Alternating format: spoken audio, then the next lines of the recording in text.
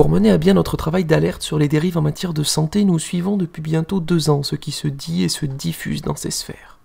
Avec la pandémie de Covid-19, de nouvelles figures ont émergé, bien sûr, ça on pouvait s'y attendre.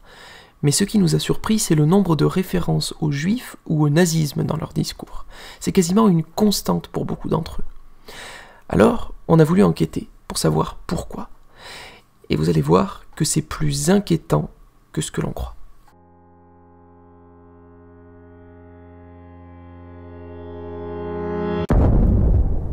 Tout d'abord, il y a les multiples comparaisons entre la situation actuelle et la Seconde Guerre mondiale. Ces analogies plus que douteuses sont déclinées à l'envi par des personnes à l'audience démesurée. Parmi les plus célèbres, citons par exemple le chanteur Francis Lalanne, qui multiplie les parallèles avec le nazisme sur son compte Twitter, parfois plusieurs fois par jour. Cacher un programme nazi derrière une fausse épidémie pour justifier l'eugénisme et la dépopulation mondiale, ils le font. Hashtag vaccination obligatoire. Vaccination en anneau égale fascisme égale dictature nazie. Le régime nazi installe tranquillement sa dictature ni vue ni connue. N'oubliez pas de quoi ils sont capables, de torturer des opposants politiques et de mutiler à perpétuité. Hashtag LREM, le fascisme 2.0. Les nazis brûlaient les livres, aujourd'hui ils censurent l'information. 2 époques et les mêmes acteurs au pouvoir. L'histoire se répète avec le socialisme. Vous serez comptable de toute cette désinformation, d'avoir masqué le nombre de morts, l'heure des juges, @CNews, @PascalPro. Survivante de l'Holocauste, 93 ans. Quand je vois des gens masqués, cela me rappelle l'étoile jaune, donnant le droit aux autres de m'insulter, me dire que je suis malade. Ici, c'est pire, c'est insidieux. C'est hypocrite de dire que c'est pour protéger les vieux. Hashtag Covid-19. Vous protégez qui? L'histoire se répète et vous protégez les criminels. @PascalPro, @CNews. L'humoriste Jean-Marie Bigard a également plusieurs fois fait ce genre de comparaison. Non au pass sanitaire, non. Et pourquoi il nous collerait pas une étoile jaune pour qu'on soit repéré plus facilement? Oh, on l'a déjà subi une fois. Mais qu'ils nous mettent une couille, je suis d'accord pour la porter. Une petite couille sur l'épaule gauche pour dire moi je ne suis pas vacciné, je me soigne et je vais guérir par moi-même et je ne suis pas une tomate et on ne me modifie pas génétiquement. On va tous passer pour des complotistes, ouais. Génial. Les non-résistants à l'époque de la Deuxième Guerre mondiale étaient considérés comme des voyous, comme des terroristes, et pourtant ils ont sauvé la France et nous ont permis à nous de vaincre le régime nazi. Pourtant à l'époque tout le monde était contre eux, on disait c'est des voyous, ils font sauter les trains et que oui, on faisait sauter des trains de nazis et c'est comme ça qu'on s'en est sorti. Donc pour tous ceux qui marchent avec la pensée unique, je leur dis, un jour, ils paieront leurs crimes. Et nous serons récompensés d'avoir sorti nos couilles. C'est aussi le cas de l'anesthésiste Louis Fouché, qui fait souvent appel à cette période historique pour dénoncer ce qu'il pense être une dictature sanitaire tout à fait comparable à celle des régimes totalitaires. Et dans le collectif, on a beaucoup de gens qui sont en fait juifs ashkénazes, et qui m'ont dit Louis, moi je suis là parce qu'en fait la petite musique qui est en train de se jouer là, on me l'a raconté dans ma famille. C'est déjà arrivé. C'est déjà arrivé pendant le stalinisme, c'est déjà arrivé pendant le nazisme, c'est déjà arrivé pendant les Khmers rouges, c'est déjà arrivé au Rwanda. En fait, nous sommes dans un déferlement totalitaire. Vous êtes l'objet d'une expérimentation à grande échelle, comme l'ont fait les médecins nazis, comme ça a été fait dans les sacrifiés d'Alabama, etc. D'autant plus que pour moi, ça crée une apartheid, une sorte d'étoile jaune qu'on colle sur les gens. Est-ce que vous êtes ou non vacciné? Les comparaisons avec le nazisme sont offensantes pour la mémoire des victimes de cette idéologie. Ce procédé rhétorique, bien qu'indécent, permet de choquer, d'émouvoir et de convaincre. Voir du nazisme partout, c'est être dans l'incapacité de le reconnaître vraiment et de pouvoir le dénoncer.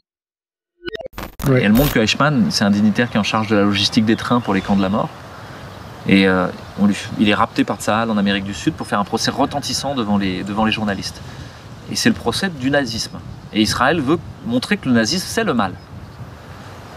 Par les traits d'Eichmann. Sauf que Eichmann, au fur et à mesure des interrogatoires, on se rend compte que c'est juste un pauvre type, quoi. Lui, il s'en foutait, quoi. Pas particulièrement même méchant, en fait. Il voulait juste que les trains arrivent à l'heure. Il voulait pas regarder où allaient les trains. Parce que ça, c'était insupportable. Ici, il reprend la ligne de défense d'Eichmann. Les preuves historiques montrent une autre réalité. Il adhère à la SS dès 1932. En 1942, il participe à la mise en place de la solution finale. Il organise l'identification, le rassemblement et la déportation des populations victimes du nazisme. Plusieurs sources historiques ont prouvé qu'il était bien un criminel par conviction idéologique. Et en fait, le totalitarisme n'arrive que à cause de cette extraordinaire banalité du mal, parce que des gens refusent de regarder où vont les trains. En réalité, Eichmann savait où allaient les trains. Hannah Arendt, à qui il fait référence ici, le dit pourtant bien dans son livre. Et en prime, la banalité du mal est un concept philosophique très éloigné de ce qu'il en dit.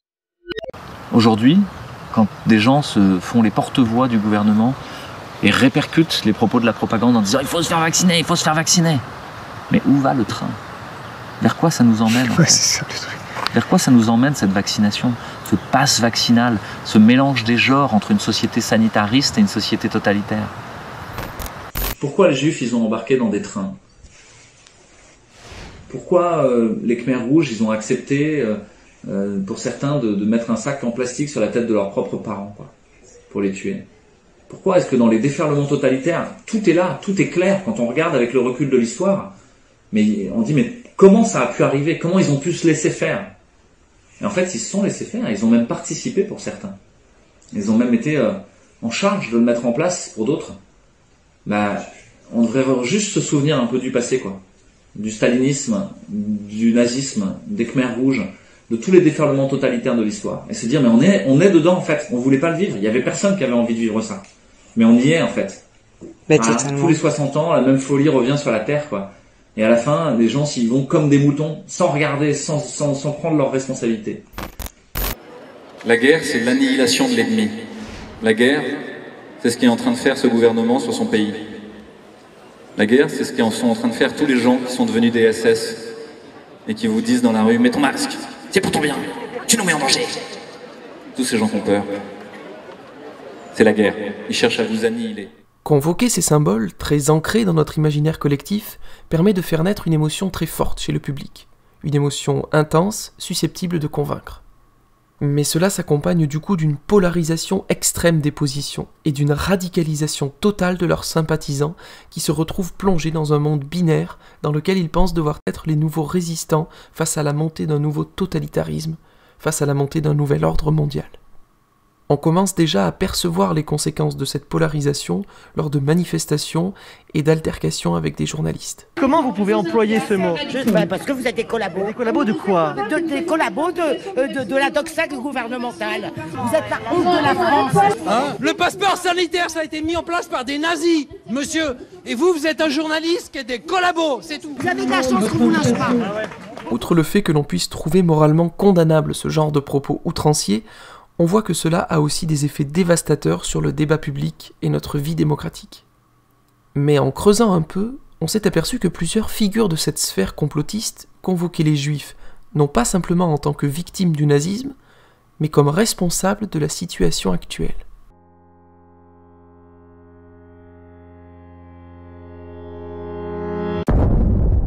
Les propos qui vont suivre sont prononcés ou diffusés par des personnes suivies par des dizaines, voire des centaines de milliers d'abonnés. C'est assez difficile à entendre, alors on va y aller crescendo dans l'horreur. Tu sais, les Britanniques, on les chassait d'un peu partout. Et ce qui est arrivé au terme de ça, c'était l'importance de créer Israël. Et là, ça devient vraiment intéressant parce que si on revient un peu en arrière, c'est les banques européennes, et particulièrement les Rothschild,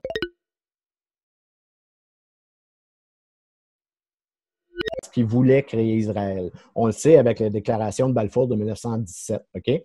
La raison de ça étant que les Rothschilds étaient en contrôle de plusieurs pays, mais qui ne produisaient pas de pétrole. Donc, pour eux, c'était important d'aller semer un germe, une plante qui était pour grossir, une plante envahissante, pour aller chercher, dans le fond, tout le pétrole du Moyen-Orient. Hitler, il est où dans tout ça? Ben, on en a parlé dans le chapitre 2, et puis là, ouais. Comment on le repositionne dans tout ça? Ben, en fait, évidemment, est arrivé l'Holocauste, sur lequel on ne sait pas grand-chose, dans le fond. On peut se poser plein de questions sur mais ce qui est important, c'est que on voulait chasser les Juifs d'Europe pour créer une colonie. Et Hitler était parfait pour ça. C'est lui qui s'est occupé de faire ce travail-là, de s'organiser pour qu'on ait peuplé Israël. Oui, c'est ça. Alors toi, tu l'appelles dans ton livre « La terre promise par les Rothschild ». Oui, c'est ça. C'est comme ça que toi, tu la nommes. C'est vrai qu'on peut se dire « la terre promise ». C'est vrai, hein, tu sais.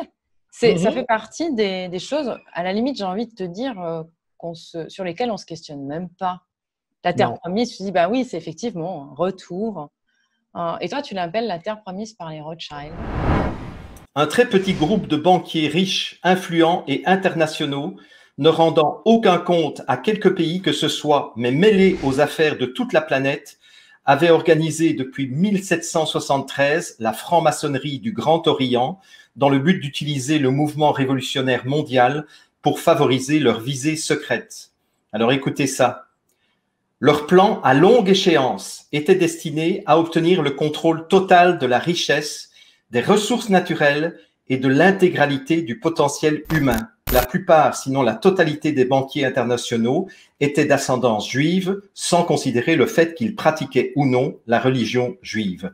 Et c'est vraiment passionnant comme livre parce qu'il montre comment cette guilde de joailliers au départ, dont est issu d'ailleurs Rothschild, qui a d'ailleurs changé de nom parce qu'il s'appelle Rothschild au départ, et puis les 5 fils Rothschild, comment ils ont manœuvré pour prendre le contrôle d'abord de la Banque d'Angleterre, comment est-ce qu'ils ont manœuvré pour fabriquer de toutes pièces la Révolution française, comment est-ce qu'ils ont conspiré pour fabriquer de toutes pièces la Révolution russe de 1917, comment est-ce qu'ils ont conspiré pour fabriquer la Révolution et la guerre civile aux États-Unis, etc.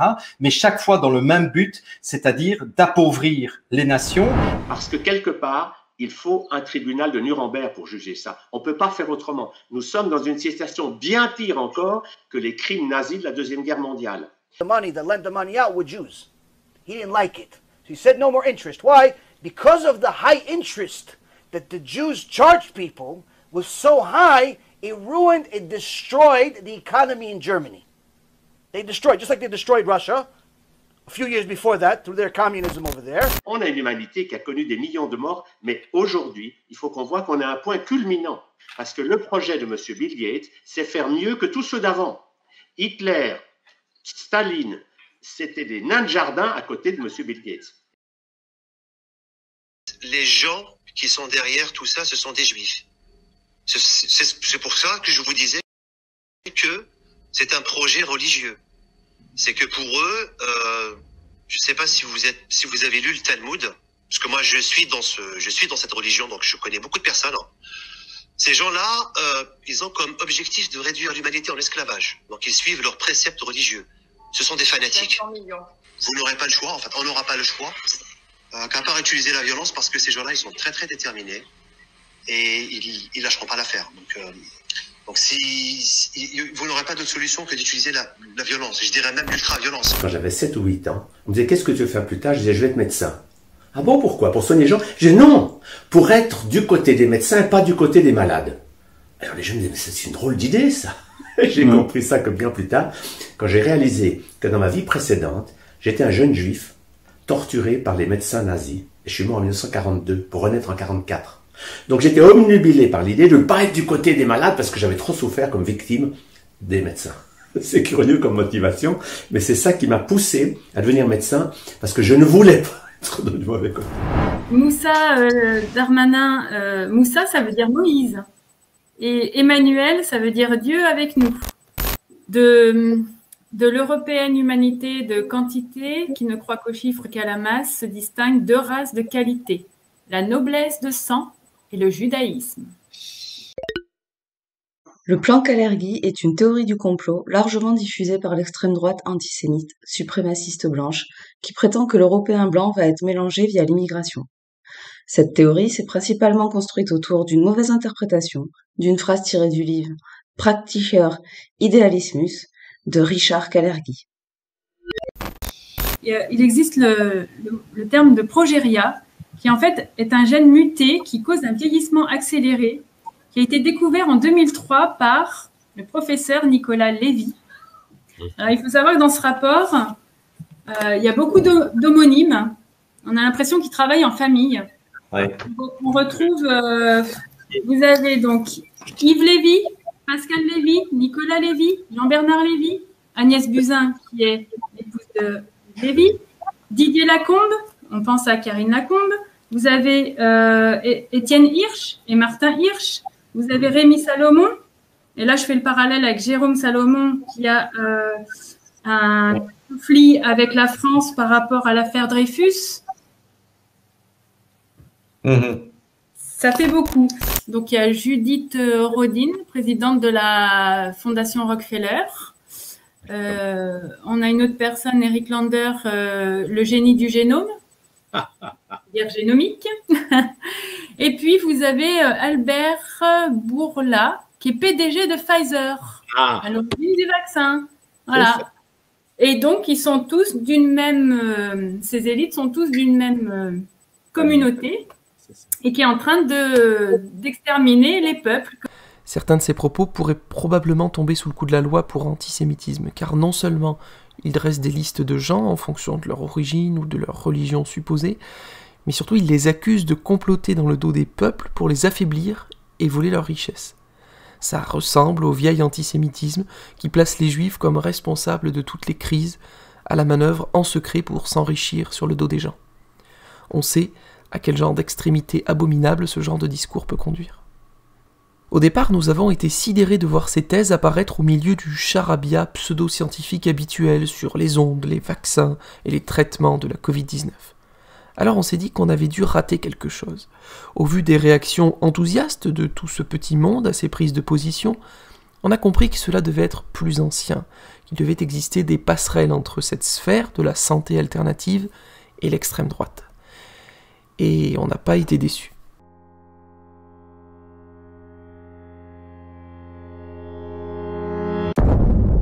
Prenons l'exemple de Chloé Framery, figure du mouvement anti-masque et anti-vaccin, qui partage quelques conseils de lecture sur son compte Twitter. Le premier livre de la liste, Les protocoles des sages de Sion. On ne diffuse pas ce genre de littérature antisémite par hasard. Alors, on a creusé un peu avec qui elle juge opportun de s'associer.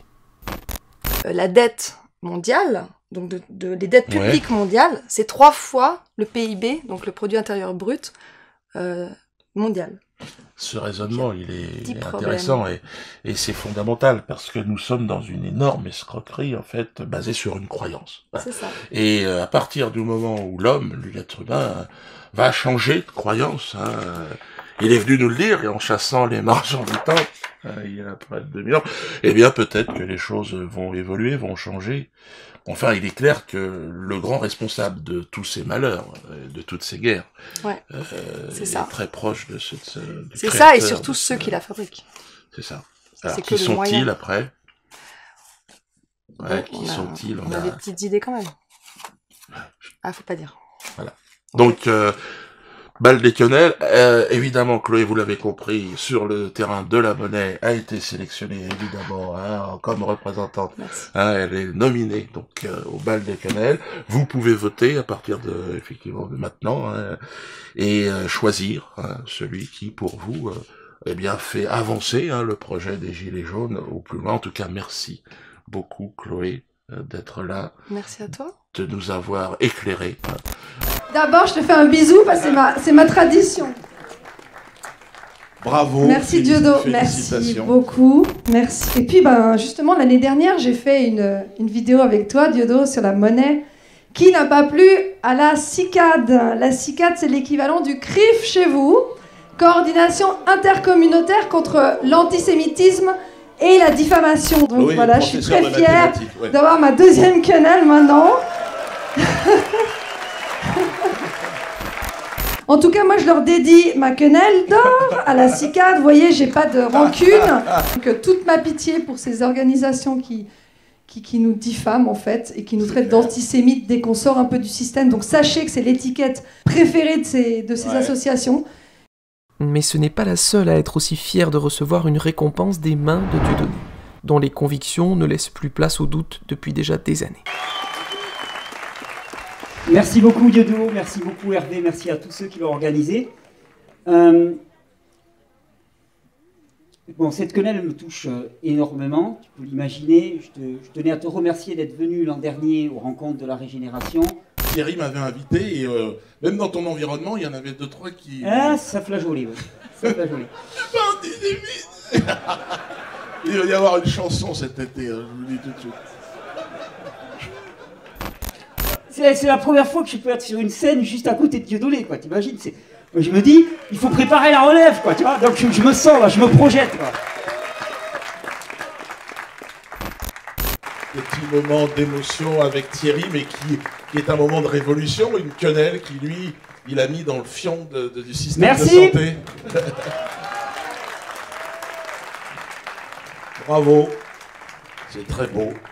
Mais finalement, est-ce que ces personnes partagent simplement des abonnés et de la visibilité, ou bien partagent-ils une réelle proximité idéologique? Et en même temps, c'est le droit de parler. Et ça me paraît vraiment très important à préserver. Et vraiment, je suis extrêmement admiratif de tous les risques, de tous les engagements. Enfin, j'imagine à peine tout ce que tu as pu endurer durant toute ta carrière jusqu'à présent, et ça continue. Et voilà. Et pour moi, cette prise de risque, cet engagement, est quelque chose que je salue vraiment avec beaucoup d'admiration.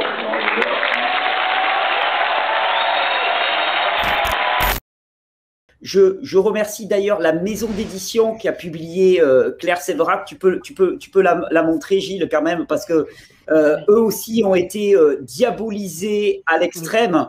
Hein. C'est contre-culture. Hein. Les éditions contre-culture qui n'ont plus le droit d'exister, qui n'ont plus le droit d'avoir de la visibilité, eh bien, eux ont publié Arnaud Deret, spécialiste du jeune. Eux ont publié Claire Séverac. Et je les félicite parce qu'ils n'ont pas peur de prendre des risques pour publier les gens qui se battent pour la vérité.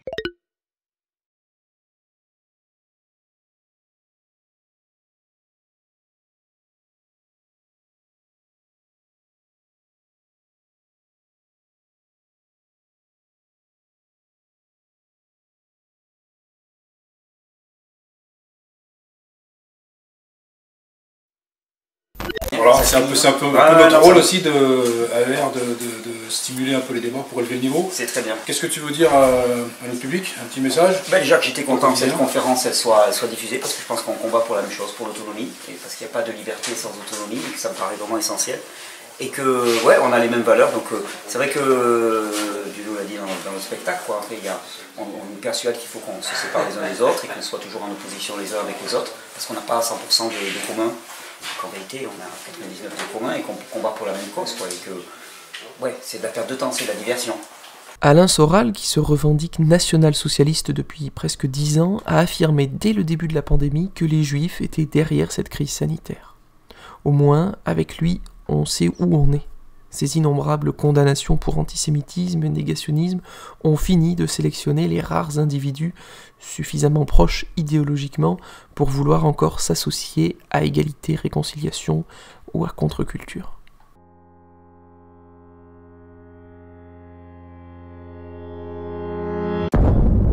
Mais puisque ces personnes semblent apprécier les références historiques, un événement nous paraît pertinent pour éclairer les dangers de leur discours.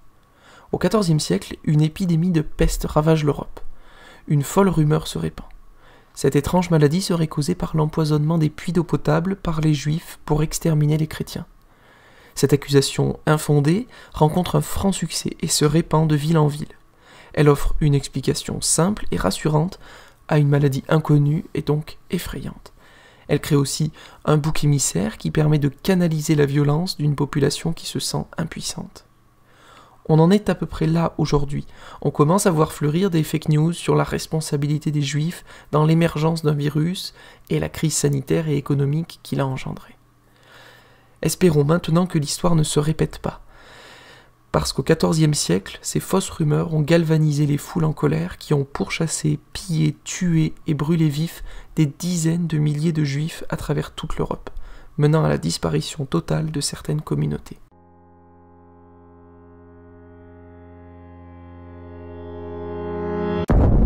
Voilà, regarder notre passé pour éclairer le présent peut donc être très utile, c'est même souvent nécessaire. Mais cela requiert d'une part de connaître notre histoire pour ne pas la déformer, d'autre part, d'un minimum de décence pour ne pas l'instrumentaliser. Quant à nous, essayons d'être d'autant plus vigilants qu'une information nous touche émotionnellement ou qu'une personne cherche à tout prix à nous émouvoir pour nous convaincre.